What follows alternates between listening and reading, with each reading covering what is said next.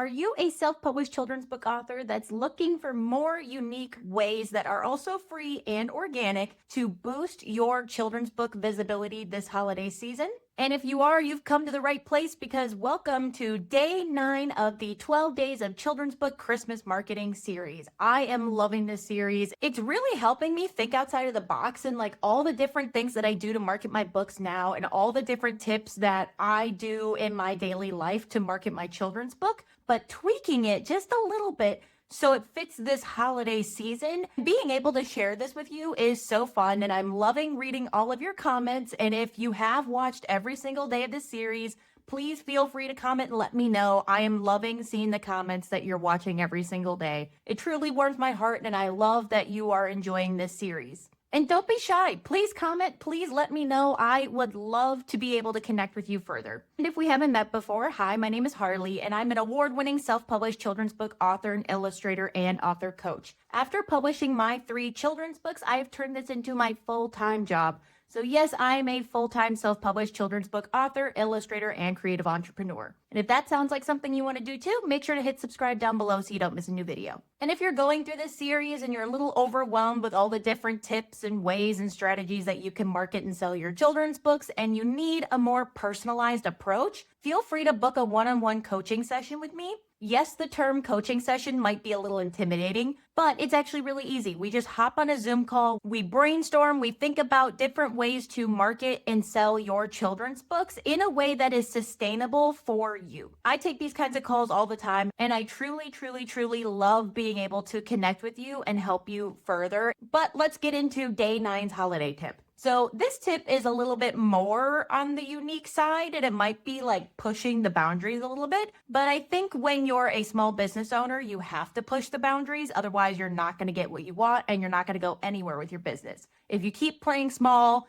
you're not going to get anywhere. And I learned that the hard way. So this tip works if you do in-person events, if you're a vendor, if you have booths and you know other vendors, or you know other small business owners, or you're willing to reach out to other small business owners and vendors. So this tip is partnering with other local small businesses at vendor events and have them sell your book at their booth, only if it's aligned. So this might sound a little confusing, so I'm just gonna explain it here. So when you're a vendor at an event, you have a booth that you set up with all of your products, all of your items, and you sit there for 5 to 7 hours. It really depends on the event. Some events are only 3 hours, some events are 8 hours. But you set up and you are in a room or building or outside area with a bunch of other small business owners that are also selling their items at a booth. So let's say that you've gone to these vendor events and you've seen your vendor neighbors and you've seen that like, oh, they're kind of within my target audience. What are they selling? Or you notice that they're doing a lot better than you. Or they just get better traffic than you do because they're in a different placement than you. And let's say you've striked up a conversation with them, they know about you already, and you both know that you're within the same target audience and you're serving the same people.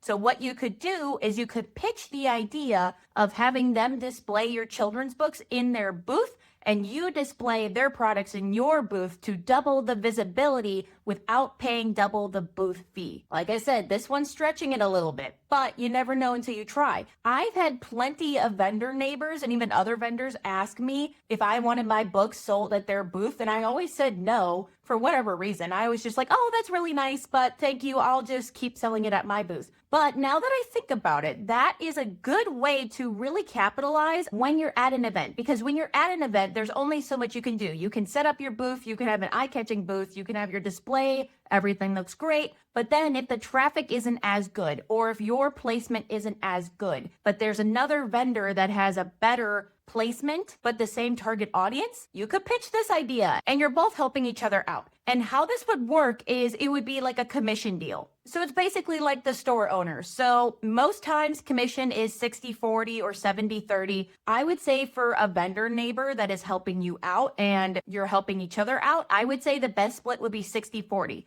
So somebody buys your book at their booth, they would get 40% of the sticker price for your book and you would get 60% and vice versa for their items being sold in your booth. Like, okay, crochet plushies are all the rage right now. And I see crochet plushie vendors everywhere every time I do these in-person events. And I know 3 off the top of my head that I have talked to and I've asked questions about, and I've connected with them briefly. So I know that I could approach them and I could pitch this idea to them. And this would be a better tip that's like less last minute. So if you watch this video this year, this is something that you could plan for in the coming year, and you could do this even outside of holiday markets. You could do this at any summer festival, any summer market, any other market that is imaginable. But I think this works really well during the holidays because people are buying gifts for kids all the time. I mean, I've done 3 Christmas markets so far, and I have another one this coming weekend, and I have been selling better than my other vendor neighbors because I have children's items and grandmas are looking for gifts for their little babies. So if you sell kids items around the holiday times, you're going to do well. And if somebody else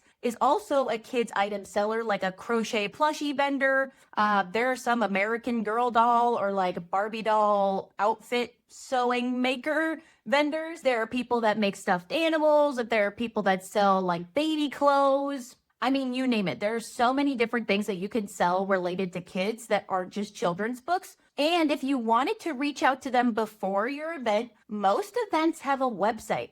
And on the website for the events, they have a list of all of the vendors that are going to be there. So something that you could do is you can go onto that website, scroll through, click every single Instagram profile, Facebook profile, website, what have you. Look to see if there's anybody who has kid products that would be aligned with your target audience, and send them a quick email or DM on Instagram saying like, hey, I saw that you sell this, which I think is really, really awesome. I sell children's books. I'm an author. I think it would be really awesome if we could team up. So if you want to put a couple of your plushies or items at my booth, I would be willing to have your items at my booth if you'd be willing to have some of my children's books at your booth. And honestly, this seems really scary because cold pitching is kind of scary, but you never know until you try. And even if you DM them and say, hey, I'm a vendor at this upcoming event and so are you, I'm just reaching out to connect with everybody before the event and I love your products and I think they look so cool. Wait for them to respond, actually have a genuine conversation, and then slide in the idea of swapping items and doing like a commission deal with each other. That will have a better success rate than just coming out and cold pitching them right away, because that just feels kind of slimy. So actually ask about them, ask about their products, ask about their business, ask what other events that they're at, and that will really help to get the ball rolling. And like I said before, you can do this all throughout the year. If this is something that like you do in-person vendor events like I do all the time, this could be something really good. And even if you guys aren't at the same vendor event, you could still have that commission deal going. And like I said, this one's a little bit more unique. It's a little bit more out there, but the whole point of this series is to really think outside of the box and think about free, unique, creative ways of marketing your children's books, because as self-published children's book authors, we have to be really scrappy. And we need to take advantage of the fact that we can be really scrappy and we can be really unique because we are not confined by corporate limitations. So use it to your advantage. And if you're still watching this video and you enjoyed this tip and you enjoyed any other tip in this series, please give it a like down below, like physically hit that like button. I really appreciate you. Thank you so much. And if you want to keep watching this series, watch this video right here and make sure to subscribe to watch more children's book marketing and publishing videos.